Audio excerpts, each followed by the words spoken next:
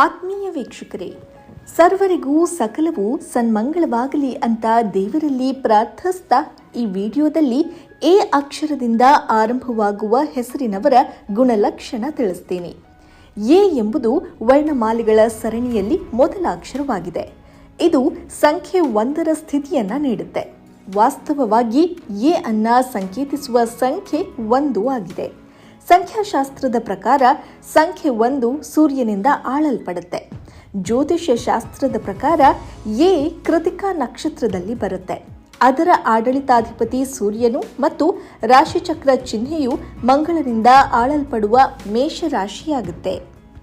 ಆದ್ದರಿಂದ ಎ ಅಕ್ಷರವು ಸೂರ್ಯನ ಶಕ್ತಿಯೊಂದಿಗೆ ಪ್ರಾಥಮಿಕವಾಗಿ ಮಂಗಳದ ಪ್ರಭಾವವನ್ನು ಹೊಂದೋದ್ರೊಂದಿಗೆ ಕಂಪಿಸುತ್ತೆ. ಸೂರ್ಯ ಮತ್ತು ಮಂಗಳ ಎರಡೂ ಬಲವಾದ ಮನೋಧರ್ಮದೊಂದಿಗೆ ಉರಿಯುತ್ತಿರುವ ಗ್ರಹಗಳಾಗಿವೆ. ಯಾರ ಹೆಸರು ಎ ಅಕ್ಷರದಿಂದ ಪ್ರಾರಂಭವಾಗುತ್ತೋ ಅವರ ಜೀವನದಲ್ಲಿ ಸೂರ್ಯ ಮತ್ತು ಮಂಗಳನ ಪ್ರಭಾವ ಇರುತ್ತೆ. ಸೂರ್ಯನು ನಾಯಕತ್ವ, ಮಹತ್ವಾಕಾಂಕ್ಷೆ, ಶಕ್ತಿ, ಅಧಿಕಾರ ಮತ್ತು ರಾಜ ರೀತಿಯ ಸ್ಥಾನಮಾನವನ್ನು ಪ್ರತಿನಿಧಿಸ್ತಾನೆ.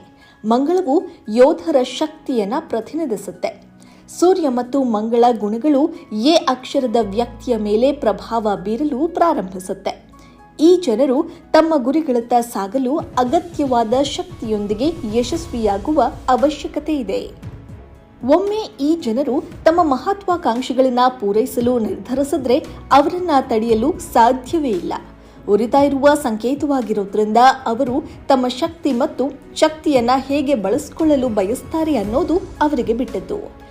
ಅನನ್ಯ ಮತ್ತು ಶಕ್ತಿಯುತವಾದದ್ದನ್ನ ರಚಿಸಲು ಅವರು ಈ ಗುಣವನ್ನ ಬಳಸ್ತಿದ್ದಾರೆಯೇ ಅಥವಾ ಅವರ ಸುಳ್ಳು ಅಹಂಕಾರದಲ್ಲಿ ಬದುಕಲು ಆಯ್ಕೆ ಮಾಡ್ತಿದ್ದಾರೆಯೇ?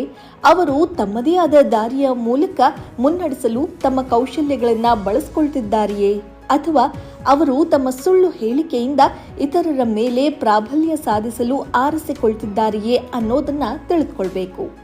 ಧನಾತ್ಮಕವಾಗಿ ನೋಡುವುದಾದರೆ ಅಕ್ಷರ ಎ ಇಂದ ಪ್ರಭಾವಿತರಾದವರು ಬುದ್ಧಿವಂತಿಕೆ, ವಿಶ್ವಾಸಾರ್ಹತೆ, ನಾಯಕತ್ವ ಮತ್ತು ಶಿಸ್ತಿನ ಪರಿಪೂರ್ಣ ಸಂಯೋಜನೆಯ ಜೊತೆಗೆ ಅವರ ಮೇಲೆ ಸೂರ್ಯ ದೇವರ ವಿಶೇಷ ಆಶೀರ್ವಾದವನ್ನು ಹೊಂದಿದ್ದಾರೆ.